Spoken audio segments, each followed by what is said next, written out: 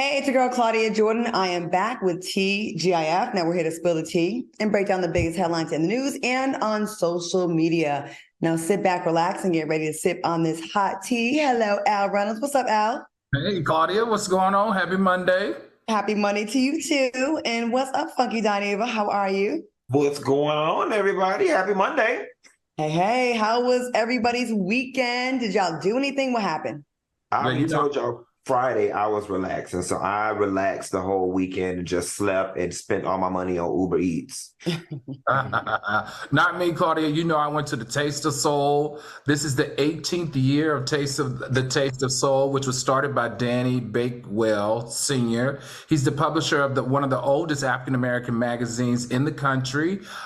He's also a community activist in Los Angeles. And this Taste of Soul attracts, from what some of the outlets are saying, thousands and thousands, if not close to 100,000 people each year.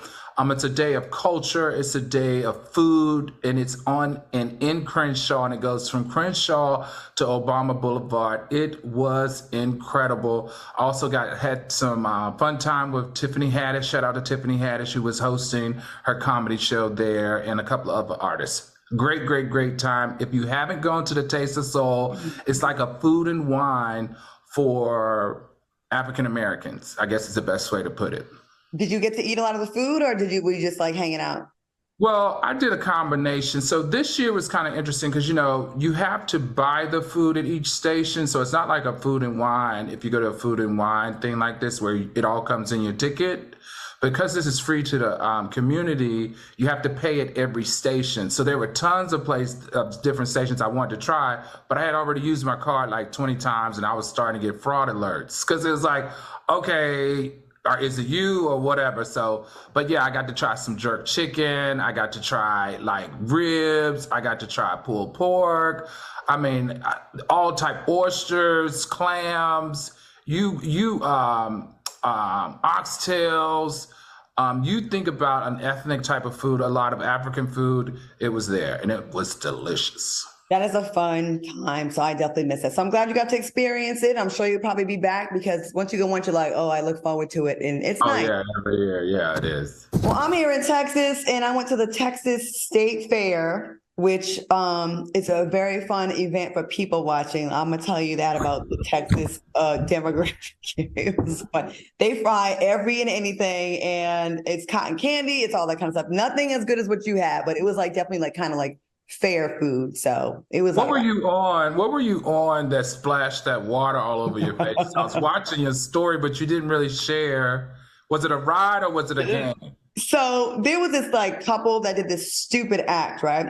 And the woman out the gate made a joke about the war, and she said, "Oh, I had two opportunities to perform a booking here, the Texas Fair, or over in Jerusalem, or God." She said something like that, and she's like, "Thank God I picked here." And it was like it did not hit the way she thought. So we was already like, "Man, F her," you know what I mean? And we were gonna leave, and I did leave, and they started throwing water balloons, and I got hit, and I was like, "Damn, was that karma?" But then I'm like, but I was talking about her because she was saying a bad thing about the war, I thought. But anyways, I was so pissed. Like, you don't hit a black girl in the head with a water balloon. It went behind me to hit me. I caught you had your good hair in too. Man, listen, I was pissed. All right, y'all. Well, are we drinking tonight, Funky? Are you drinking, or are you drinking No, water? baby, I'm still unlocking my better self, and it's been working. Not me. I'm doing a tequila margarita tonight. Passion fruit tequila margarita. All right, let's keep the party going. Let's get to the show. Now, before we dive into some topics, we are kicking off the show by highlighting random facts about Breast Cancer Awareness Month with Did You Know?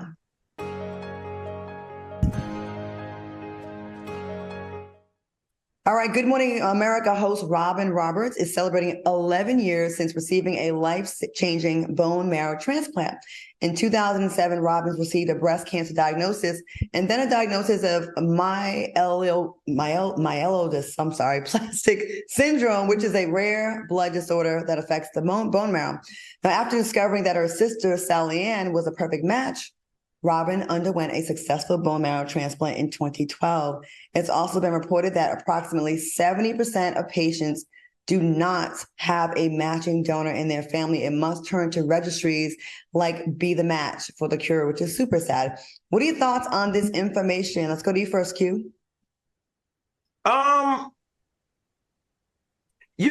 Breast cancer is sad. And Claudia, while you were talking, I really wasn't paying attention. Be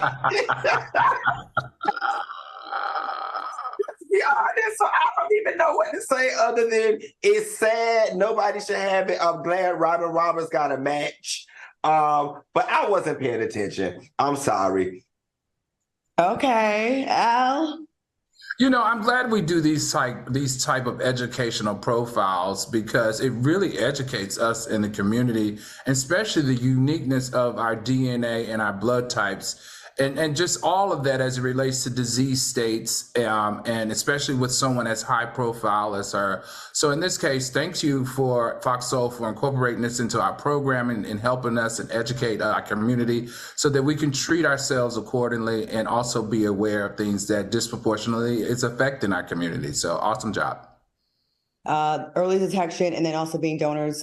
We need more of that. I know that's something that we're lacking in the Black community as far as like putting ourselves on registries to be donors for these types of things. So, all right. Thank you so much for that information, Fox Soul, and to the soulmates that are throwing up the pink ribbons in the chat. We appreciate y'all. All right, let's get to some topics and have a little fun. Dave Chapelle is facing backlash after he allegedly criticized Israel's bombing of the Gaza Strip during his recent show in Boston.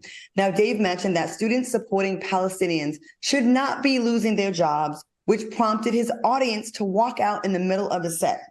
Do you think Dave was out of line for expressing his opinion? Al, what do you think?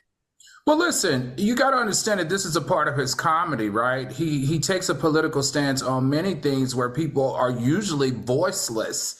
And I kind of have to respect him for that. I think how it got out of line here was what happened in this controlled environment.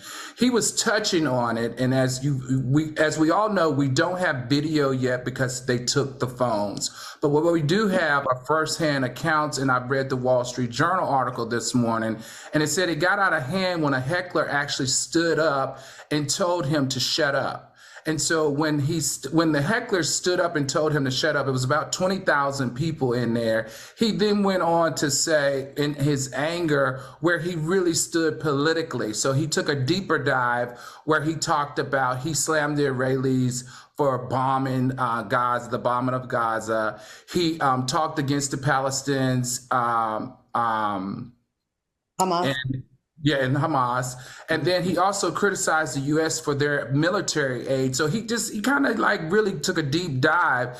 And after he took that deep dive, other members in the audience just started heckling and screaming stuff. And a lot of them were screaming anti-Semitic stuff. So a lot of the Jewish people in the audience felt very afraid and nervous. In fact, some walked out. So it kind of went from like a political moment that he always touches on because he's going to do it, to something that kind of ballooned into something that I probably feel he didn't want to happen at the end of the day. All right, Q, what do you think about this? Okay, see, now I'm paying attention. So listen, here's the thing, right? And Al, I'm glad that you provided this extra information, because when they were starting talking about they were feeling unsafe and all of this type of stuff, I'm like, how are you physically feeling unsafe because somebody is on stage giving their point of view? Here is what I have a problem with, all right? Being African-American, I am not going to pretend like I know what it feels like to be a Jewish person. I'm not going to pretend like I know how the oppression feels, and I understand from an emotional and mental perspective the beef between Palestine and Israel. But what I do not like and what I think is unfair is that on a human level, it's almost as if anybody who shows any support for the Palestinians are all of a sudden getting in trouble. I'm sorry. I don't think it makes me a bad human being. because I say I don't like the fact that all these Palestinian babies and stuff I'm seeing on Instagram are being killed. I don't think that it's right that innocent Palestinians are being killed. Yes, I understand that Hamas are horrible people. Yes, I understand that Hamas is hiding within the ranks of the Palestinian people. And yes, I understand that there will be some casualties of war as Israel tries to get this thing under control, and that Hamas bombed them first, and Israel has the right to defend itself. But you are not going to silence me or anyone else for verbally saying we don't think it's right that all of these Palestinian people are just dying for no reason. There has to be another way. I think you hit it on the head, Q. And you got to remember, Dave Chapelle is Muslim. And he did criticize the Israelis for cutting off the water and other essentials, into Gaza. So what that led to in the crowd was the people were saying, "Free Palestine, go Hamas." So you're right. Like, some people are taking this conversation to the heart, to the core, and especially it appears the Jewish members of that particular show felt very unsafe with all the support around the Palestinians. Well, think about the people in Palestine, how they feel. Think about the people in the Gaza Strip. And I've been saying the same thing Q just said for a minute. I am so sick and tired of people telling me I can't feel sorry for this. This is a type of situation where the average pedestrian citizen walking the street that does not have anything to do with terrorism, there's a child going to school, is getting punished to weed out Hamas. Hamas may be hiding amongst them. I have yet to see any footage of any members of Hamas, the terrorists, being murdered. But I've seen hundreds of videos of babies and kids and elderly people being murdered and being maimed. This is Gaza. The Gaza Strip is a unique place because 50% of their population is kids, right?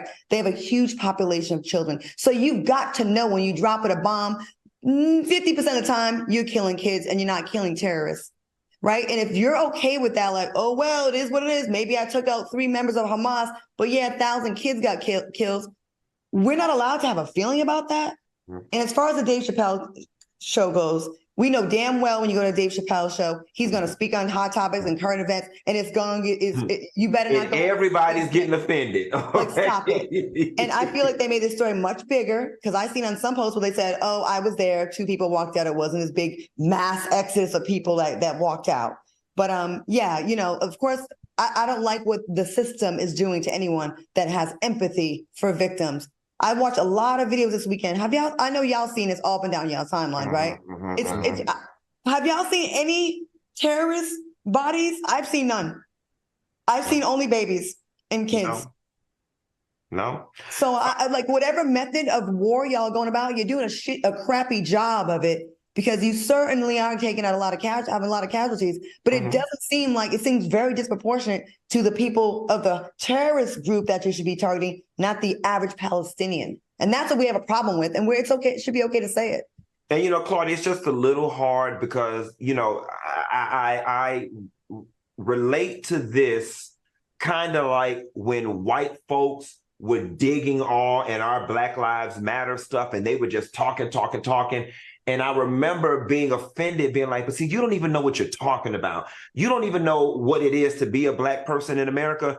So I try my hardest to reserve picking sides with this Palestine and Israel stuff, because I'm fair enough to say that I don't understand the intricacies and the ins and outs of it. But I do know enough to know that people should not be dying the way they're dying. We got some comments on the side. Miss Quisha said,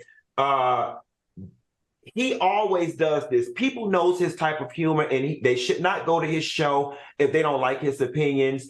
And the Kuro says, the Kuro people said, people who are too sensitive should not buy tickets to his show. And we can't speak to the horrific behavior. I'll speak on bad behavior on both sides. I saw some Israeli women, influencer, mocking the Palestinian victim. She did makeup on her face like it was dust from a bomb and pretended she was carrying a baby, and she pretended she was getting bombed. And I was like, that is disgusting. And I don't stand for that. Just like I would not stand for anyone on the other side doing that same thing. Like at some point, you got to have some kind of humanity for human life that are not terrorists. All right, y'all. I'm sure we're going to talk more about this. Coming up next, find out why Chrisean Rock is facing backlash. And later, we have your T fact of the day. Make sure you hit that like button, and we'll be right back.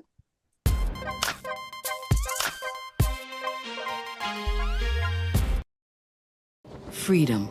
It's at the core of who we are. The freedom to live without fear, to jog where we please, to wear a hoodie. The freedom to breathe. Before we celebrate the freedom most Americans have, we must fight for the freedom all Americans deserve. Because all lives can't matter until Black lives matter.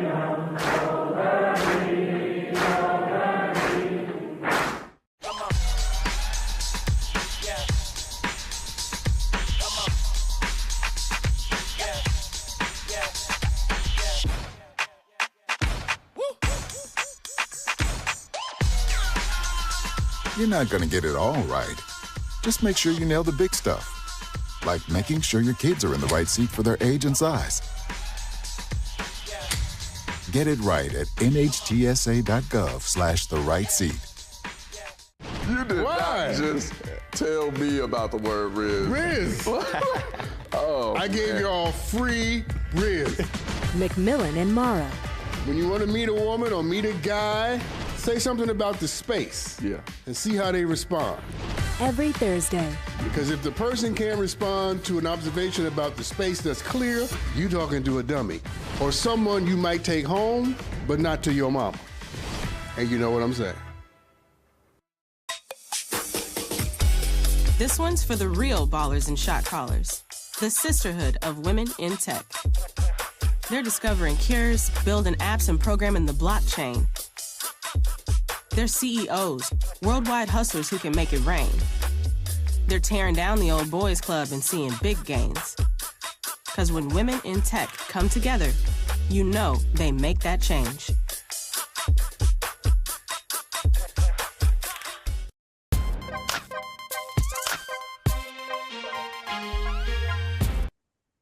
Welcome back to TGIF. Shout out to the almost 6,000 people that are watching us live in the chat and all the people on all the other platforms. We appreciate you so much.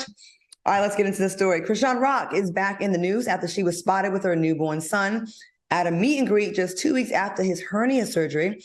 Now, some people on social media are defending her for being a working mom, while others are suggesting that she invests in a nanny. What are your thoughts? Also, did you see that Blueface proposed to his girlfriend, Jaden Alexis? Q, I know you was on Baby Watch with Keke Palmer.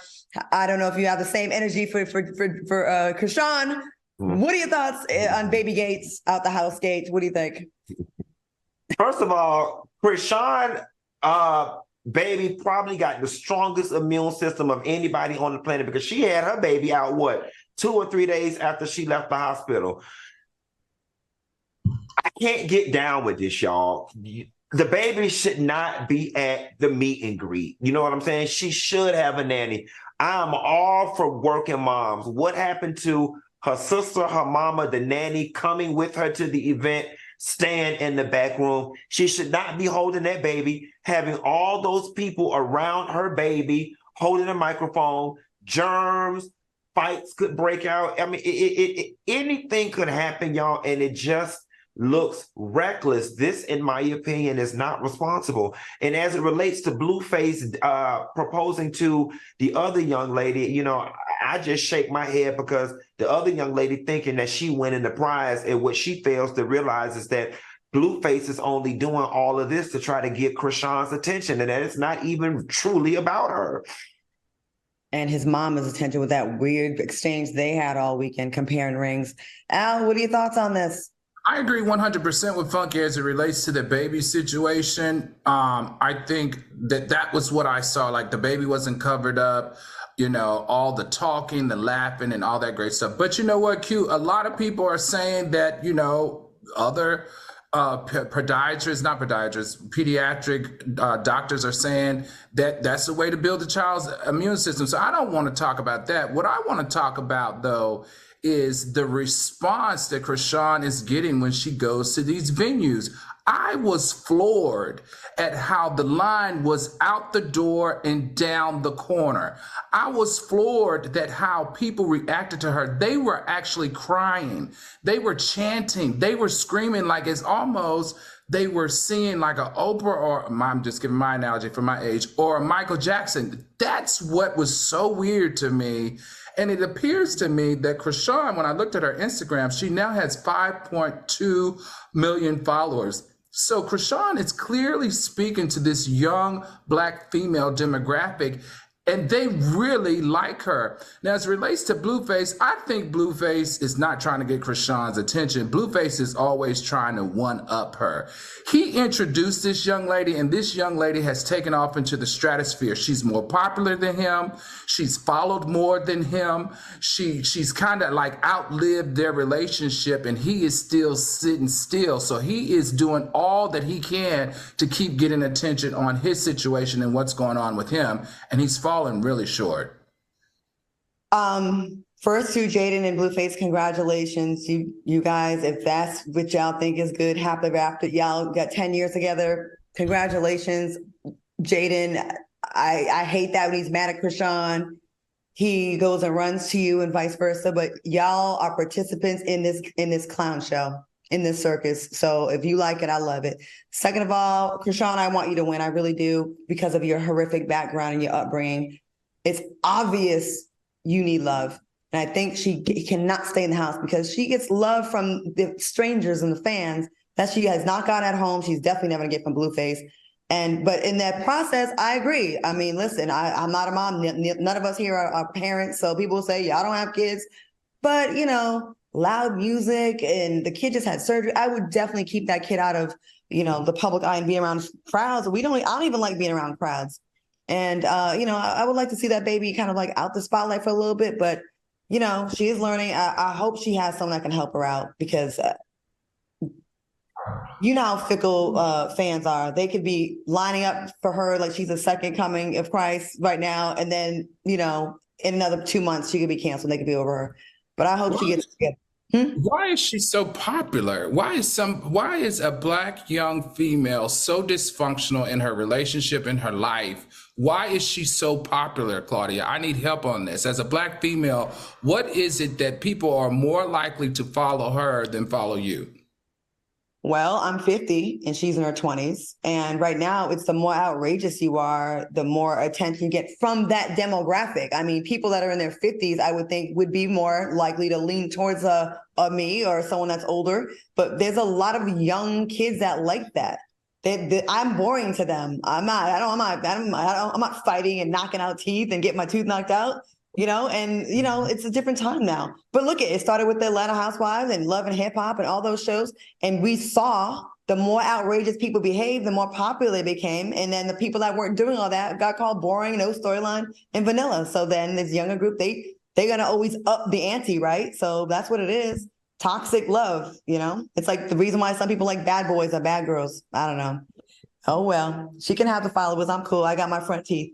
Karlie Redd broke half of the internet after she posted a photo of her new look with the caption, "She's taken, #bumper heavy." Are you here for Karlie's new look, Q? Actually, I'm 100% here for Karlie Redd's new look. I ran into Karlie and Nene Leakes a few months ago down here in Miami at the Satai. And Karlie, I love you to death, but you looked a goddamn mess. Lips was looking like this. And I was like, oh my God, what the hell did this damn girl do to her face? And then had the nerve to have them glossed up in every doggone thing. Whatever she did, whatever dissolved, whatever she didn't do, she looks amazing right here. And whatever you did before, Karlie, don't do that to your face again, because you are a beautiful lady. And you, Sheree, and a whole slew of them other Atlanta girls, stop pumping that stuff in y'all doggone face. You don't need it. You look beautiful right there, mama. Sit right there. Al, what do you think?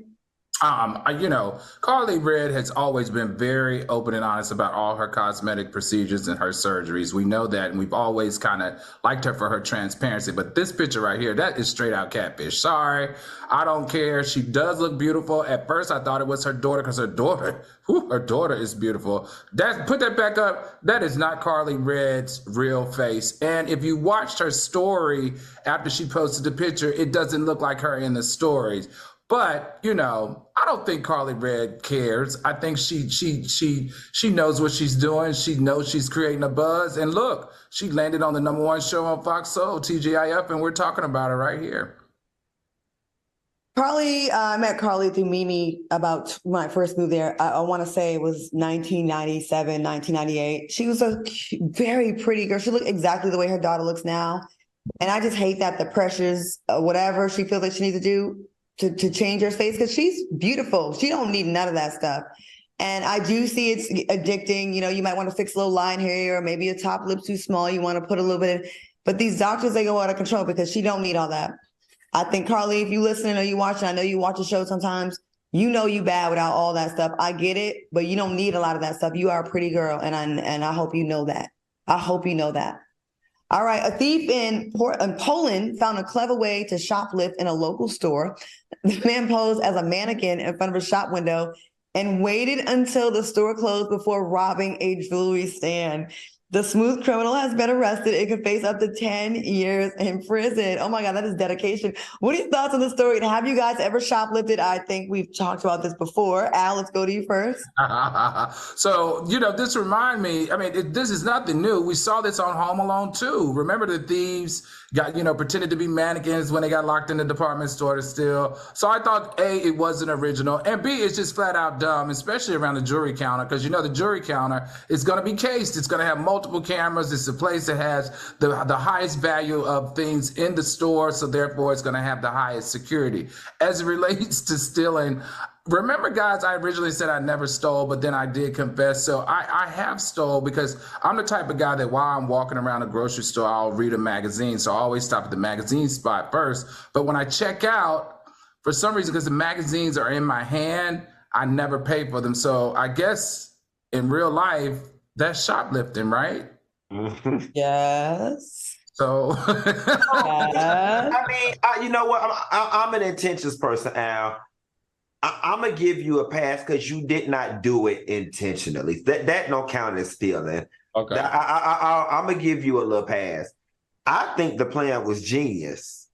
I actually think that's actually a plan that could kind of work, especially considering that, you know, a lot of people don't even pay attention to the damn mannequins. And if you're not the visual merchandiser, you probably won't even realize that ain't your mannequin and that ain't your clothes.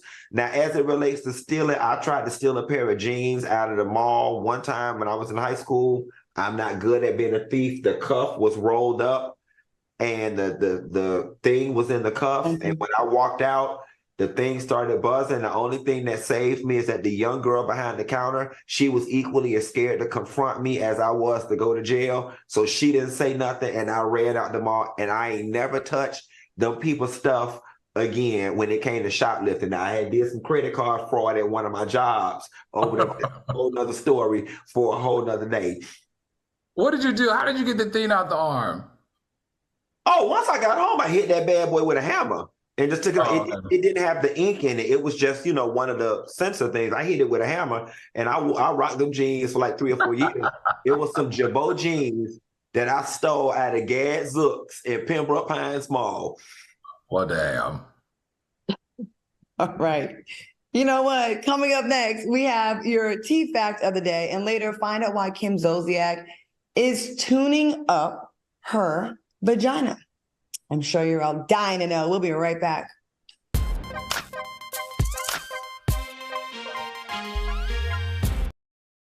You did not just tell me about the word Riz. Riz. Oh, I gave y'all free Riz. McMillan and Mara. When you want to meet a woman or meet a guy, say something about the space. Yeah. And see how they respond. Every Thursday. Because if the person can't respond to an observation about the space that's clear, you talking to a dummy. Or someone you might take home, but not to your mama. And you know what I'm saying. I think it's just vapor with flavor. It won't hurt my kid like cigarettes, right? Vaping is safer than smoking, isn't it? There's really not even that much nicotine in them, right? My kid? My kid knows it's dangerous. Get your head out of the cloud. Today, nearly 8,000 kids will start vaping, maybe even yours. Learn about the dangers at talkaboutvaping.org. Worried about your friend, but don't know how to reach out? You can say how are you or get a fake tattoo. You can ask with an app if it works for you. You can chat with them in VR. It's so good. If you think you should check in, yeah, you should. Whatever gets you talking. Reach out to a friend about their mental health. Whatever gets you talking. Learn how you can help at seizetheawkward.org.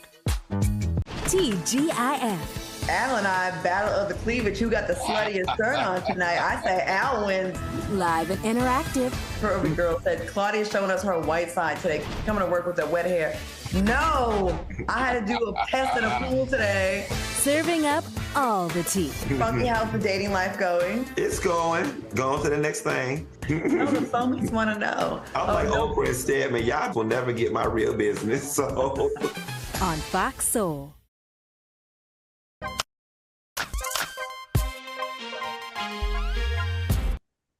Welcome back to TGIF. All right, y'all, if you want to get your financial life together, you know we have tips here on TGIF, so let's get into it. Charging higher interest is how banks make more money, and they take a lot more of your hard-earned money if your credit score is just okay but not great. ScoreMaster, the new science in accelerating credit scores, puts you in control of your money, not the bank. Now, say your credit is 650 and you're borrowing $500,000 to refinance your home. Starting at ScoreMaster could save you over $75,000 in interest over the life of your loan or more. Now, that $75,000 is your money, not the bank's. That's the genius behind ScoreMaster, especially now with these super high soaring interest rates. Now, it only takes a minute to get started. You can add 30 to 100 points on your credit file, depending on your situation. So before you apply for any loan, auto lease, or credit, start at ScoreMaster. Visit scoremaster.com/T to try ScoreMaster for free. That's right, it is free. Visit scoremaster.com/T, scoremaster.com/T. I can't say it enough because it really has helped all of us. We've all used it. Al, let's go to you first. What are your thoughts on ScoreMaster? Listen, with all these changing algorithms in calculating the score, it is just literally driven me crazy. And I think the reason I like ScoreMaster so much is because it takes all that guesswork and all that confusion out of the equation. So for me, I think excellent is 800 to 850, right? And then you have very good, and then you have good. So I don't think I'm above 750 yet, so I'm not very good, but I'm good. And from what I understand with ScoreMaster, the average gain is 61 points. So that will definitely take me from good to very good. And as I work on my credit, from very good to great, which means the interest rates that are being charged to me will go down. And according to ScoreMaster, the average time for you to get that plus in the gain on your score is only 20 days. So that's a win-win situation across the board. That is super fast. Q, what are your thoughts? You know, a ScoreMaster is always a plus. Like you said, Claudia, I've got 1 foot in and 1 foot out in the housing market because these prices are too doggone high. But ScoreMaster is definitely keeping me in check for when I am ready to pull that trigger. Whenever you spend, I go over a certain threshold, I get a report from an alert from ScoreMaster saying, listen, you're above this percentage. In order to get this score, you need to be there, pay this on this date. And I love it because it keeps my credit profile steady and it keeps me in a good place. And I always have a resource available to me to let me know what I need to do to remain where I'm at or try to get to where I'm trying to go.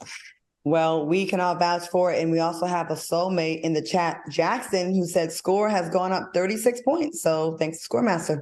All right, promotional consideration furnished by ScoreMaster. Let's get back to the topics. All right, y'all, we can all agree that social media tends to resurface some of the most random facts in pop culture history. So it's only unfair that we unpack those facts in our key fact of the day. All right. Do you remember the mastermind behind those famous Amos cookies, Wally Amos. Y'all remember? Mm-hmm. I mean, I know you young and supple cute, so it's a little before your time, but you were old so. All right. Well, at the height of his career back in the 70s and 80s, Wally became a household name in Hollywood for his infamous cookies after receiving investments from celebrities such as Marvin Gaye and Helen Reddy. Now, but as his stardom was rising to the top, his business was quickly declining, which forced him to sell pieces of his company and the rights to use the famous Amos or Wally Amos name. What are your thoughts on this tea fact of the day? Let's go to you first, Al. Oh, I think it's amazing. So, Claudia, you know, I live in Hollywood in Los Angeles, and this is right near my home. It's in the Bossa Nova complex, Claudia, right there on Sunset. Oh, okay. Yep. All right. That's exactly where the original store was, and he was a master marketeer. If those who don't know, he got Marvin Gaye and other celebrities. He was also, his store was also located next to Quincy Jones' offices. So number of celebrities, a number of artists, number of businessmen would come through his store, and many would say that, man, if there was not anybody better at marketing their brand and cookies than him. However, he just wasn't as lucky as a businessman, and that's the part where we feel very sorry. But this sad story turned good. I understand that he's gotten into another business, and it has done very well. All right. Thanks for that. Q, what do you think? You know what? It's always, you know, unfortunate when you see these big brands or these big inventions and you found out that they came from, you know, an African-American person.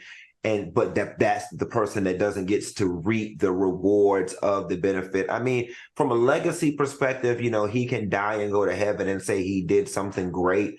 And don't get me wrong, you know, like Al said, he's got some products out now, you know, and he's doing okay. But all in all, I would have liked to have seen him, you know, be the one who has the millions and the millions and the millions for selling the cookies that he came up with.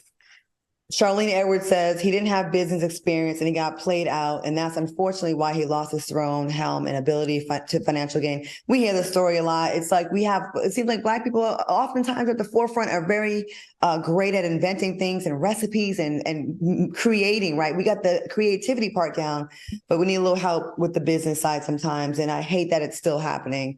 But kudos to him for, you know, having the recipe that other people wanted to take. But, you know, I hate that it worked out that way. All right, keep it locked, because coming up next, Kim Zolciak is tuning up her vagina. And later, Monique reveals why she calls her husband daddy. Let's keep it locked. We'll be right back.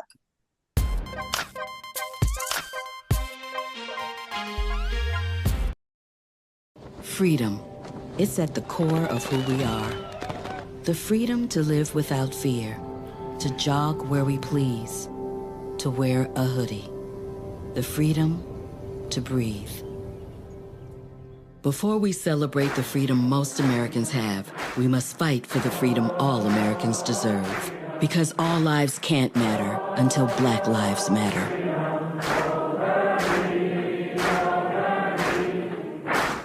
TGIF. Al and I, battle of the cleavage. Who got the sluttiest shirt on tonight? I say Al wins.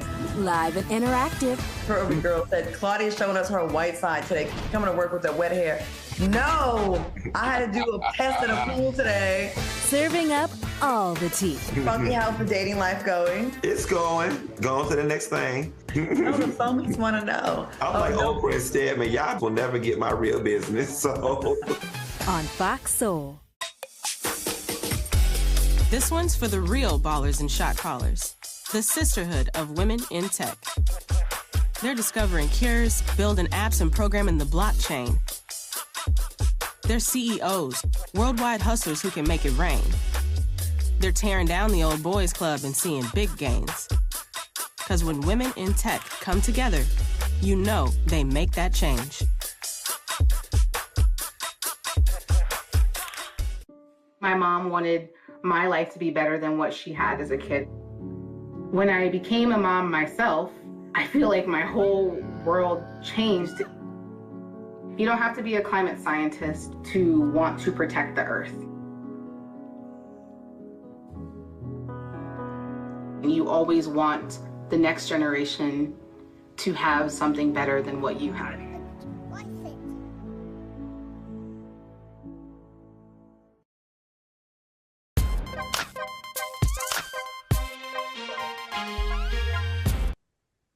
Welcome back to TGIF. All right, y'all. Kim Zolciak revealed that she is tuning up her vagina. Check this out. I'm also doing laser bead rejuvenation. Obviously, I've had 6 children. I had them all naturally. So when I'm running or even when I sneeze, I do pee a little bit, which bothers me greatly. Now, this announcement comes just months after Kim announced her divorce from her estranged husband, Croy Bierman. Funky. Your outside is my inside right now. That hoe got to go back to work. Shit. They selling that house. Okay, they selling that house. Kim say, I don't aged a little bit. I got 6 kids and I got to return back to what I know, and that's home. And Kim, I'm here to tell you the game don't change, mama. Let me tell you something. You sitting up on a smooth 40. That's about all it's going for these days. I'm telling you, these men. $40? Yes.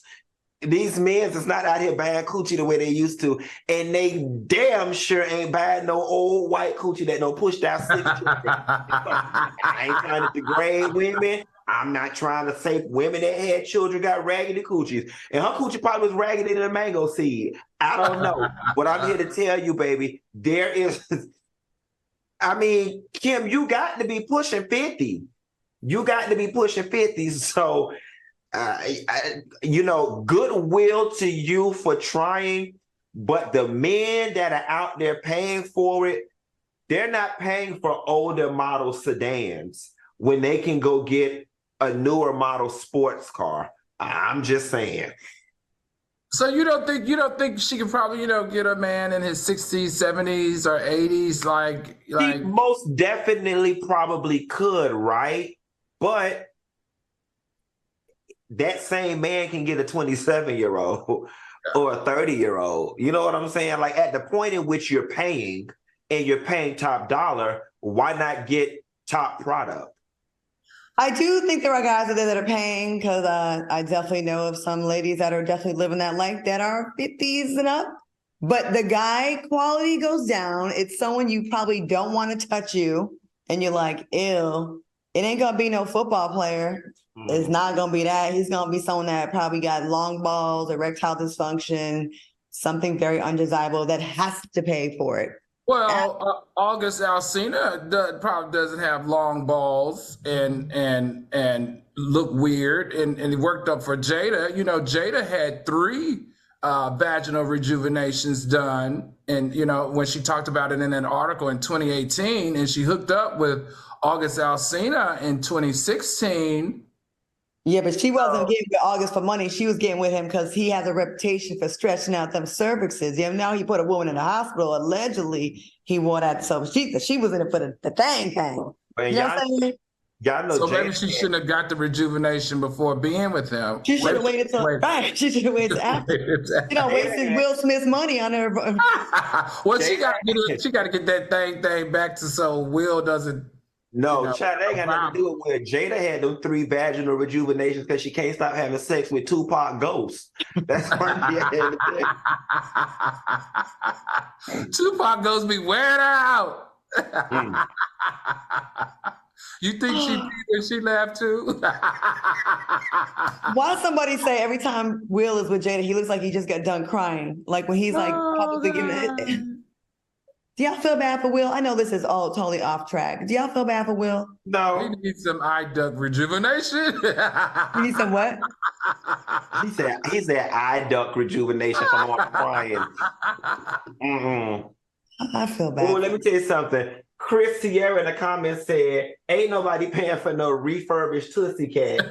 And Hot Commodity 77 said, I guess it's an investment, but she has bigger fish to fry, and she should have done it before the whole divorce situation. Use your money wisely, girl. And then lastly, Kay Hunt said, how she got money for that, but ain't got no money for her bills? Well, we all know as influencers, we know damn well Kim Zolciak is not paying for no vaginal rejuvenation, then making an Instagram video about it. So you're right. She doesn't have money for it. She is putting herself out there, embarrassing herself kind of, because she got it for free from that doctor, right? Like that's just how would you get a vaginal rejuvenation, Claudia? Or wait a minute, better yet, have you had one? If I needed one, I would, but I have had no kids. I haven't had multiple penises in the same year, and I'm good. My shit's about, I mean, I'm a little tight right now. I'm just going to put it like that. You've never had multiple penises in 1 year? Yeah, I have, but I don't like be running through like a lot, is what I'm saying. I've definitely had sex with more than one person a year, but not like 3, 4, 5. I don't do all that. Definitely 2, but yeah. Gotcha. Okay. All right. In other relationship news, Blac Chyna's finances have been revealed in her ongoing custody battle with Tiger. The documents report that Chyna typically makes around $30,000 a month and has a total of $11,000 in savings. Chyna is seeking $25,000 from Tiger for her legal bills. Are you guys surprised at this money? Q, what do you think? So you know what? I have no problem whatsoever for anybody asking to get their legal bills paid when they go to court. That's what they're supposed to do. What I do have a problem with is when I looked at the breakdown of what Chyna submitted to the court. Now, it said the previous month that she had made 70-something thousand. That was just a one-off. But let's just go with what she's purporting to the court as her standard pay, which is about $32,000 a month. All things constant, that's a whole lot of damn money. And it says of the 32, her mortgage is $22,000. That's where I have a problem, all right? Because in my mind, you're not broke. And I don't want to miss me with, but she's rich people broke. Absolutely not. If your money is funny, which in her case, her money is not funny. 2 months of her salary is more than most people make in a year, all right? You're a single person. There's no reason in hell Blac Chyna is walking around with a $22,000 mortgage when she can go live in a $6,000, $7,000, $8,000, $9,000, $10,000, $10,000 place and live equally as well. So it's kind of hard for me to sympathize with somebody who's claiming they need financial issues when you make 32 grand and you had a $22,000 mortgage when you can simply move. All right, Al, what do you think? I think in this case, that's not what this is about. I think that she is smarter than the headlines are leading on. Listen, she's taking her baby daddy to court for money because she's saying she is broke. I think she intentionally shared these numbers. She was very forthright and transparent. And after reading the comments, guess what everybody was saying? Everybody in the comments was saying she's broke, she lived beyond her means, it's all gonna crash and it's gonna fall. And hey guys, I hate to tell you, but that's exactly what she needs the judge to think. And obviously it's working. She knows that these numbers are gonna be leaked. They're court documents. She created this environment where now everyone thinks she's broke. If everyone thinks she's broke, I guess perception is reality. Judge, I'm broke. I told you I'm broke. Everybody out here saying I'm broke, so I need help, because if not, we're going to be out on the street homeless. That's right. And I remember, it's so crazy, right, that this is the narrative, but hey, this goes into what you're saying. She's got to do that so she can, get this case to go in her favor. Because remember, like, what was a year or two ago, she was one of the names that they would always mention was racking in tons of money from OnlyFans. It wasn't like Blac Chyna, like Cardi, like there was like, she was at the top, I believe, like she was making crazy money. But okay, girl, Charlene Edwards said that Chyna needs a financial advisor or CPA to help her budget. Q, help her with her accountant skills. Q, help her with your accounting skills. So just to let you know, she does have a financial advisor. The financial advisor is the one that provided, the CPA was the one that provided all the numbers for her. But he need to provide her ass with a new place to stay, because they're not advising you right. If you make $32,000 a year, you're using 75%, $32,000 a month, and your rent is $22,000. That's 75% of your income going to your mortgage. That's just stupid. I would never want a mortgage that high, even if I got that. Like that's a lot of pressure to maintain that for 30 years. That's a lot of interest. You mean it's interest rate? See, this is how it happened. She got a $1.5 million home with an interest-only loan. So when you get an interest-only loan and you find yourself on the other side of the interest hike, you're going to pay triple what your normal mortgage payment is. And I think that's why she's hollering dog hit, because her mortgage, which should normally be around 5 to 10, has doubled. In some cases with interest only triples. She's going to lose the house next. I'm surprised they still doing those interest-only loans. Like, I thought we learned that in 2009 when everybody got crash. Right. That's how I got jammed. Like, they say, "Oh, your mortgage is $2,500," and then it adjusts after 2 years. Them hoes would never get their money from me. I'd have been like, "This house was cute. I'm moving. I'm going to get me a nice little 2-bedroom condo in the city somewhere. All right. Those adjustable rate loans are there to get people that don't read the fine print. All right, Chicago Councilman Ray Lopez is suggesting a new punishment for out-of-control kids. Lopez wants to fine parents $5,000 for refusing to control their kids. Lopez said, "We have children who are out of control, causing 90% of the problems, particularly as it relates to the street takeovers, drag racing, and all the other illegal activities. Are you in support of this new punishment?" Q, I usually go to you first on kid topics because I know you like to, whip their ass. But let's go to Al first, then we're going to end with you, with your great advice. Al, what do you think about this? Is this a good idea to fine the parents? Absolutely. You guys know, if you watch TGIF, you know I advocate this on every time we talk about a kid getting in trouble and doing something really bad, beating up teachers, raiding 7-Eleven stores. All those things are really, really bad. And I've said it over and over and over again that it's not going to stop until we make these parents responsible.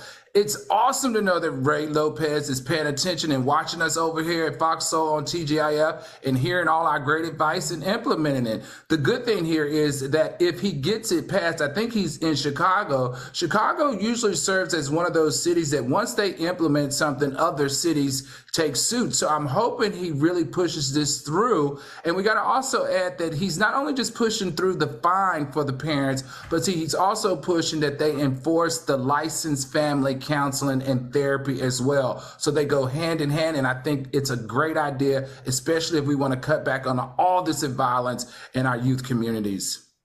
I hear you. I'm not mad at it. Something's got to be done. Q, let's hear it. What do you think?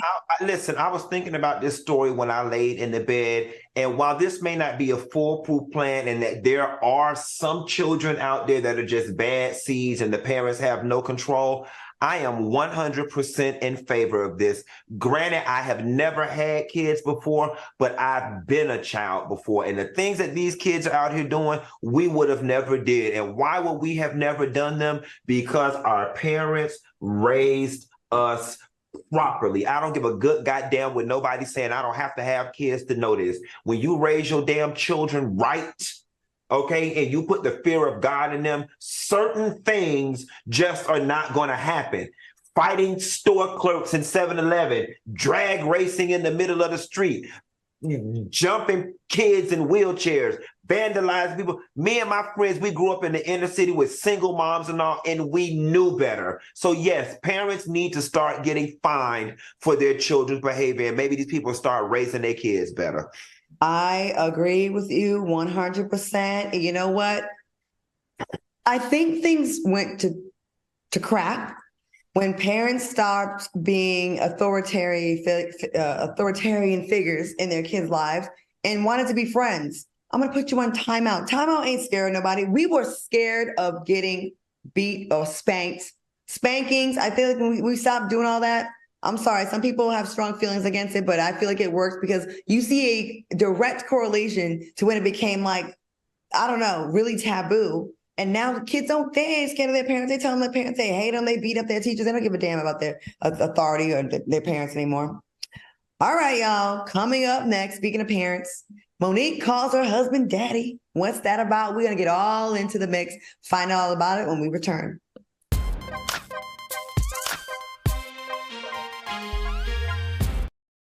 My mother was always very familiar with her neighborhood, but one day she stopped at the stop sign for much longer than usual, and she didn't know whether she should go forward or turn, and she wasn't even really sure where she was at. It was very unsettling for her. I felt so much better after my son told me, "Mom, I don't want you to worry or be afraid. I'll be there for you, and we'll figure it out." You did not just tell me about the word Riz. Riz. Oh, I gave you all free Riz. McMillan and Mara. When you want to meet a woman or meet a guy, say something about the space. Yeah. And see how they respond. Every Thursday. Because if the person can't respond to an observation about the space that's clear, you talking to a dummy. Or someone you might take home, but not to your mama. And you know what I'm saying. This one's for the real ballers and shot callers. the sisterhood of women in tech.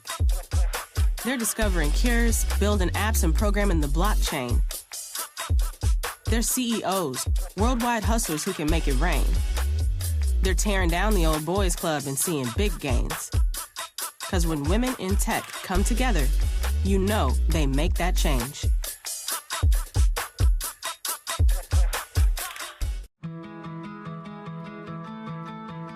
There was a time in my life where I was extremely homesick. I decided that I needed a pet. When I first saw a turtle, my heart was full. He jumped up and kissed me and jumped right into my arms. I immediately went up to the volunteers at the shelter and said, I want him. He's got to come home with me. Now I'm anything but lonely. Every day with turtle is a perfect day.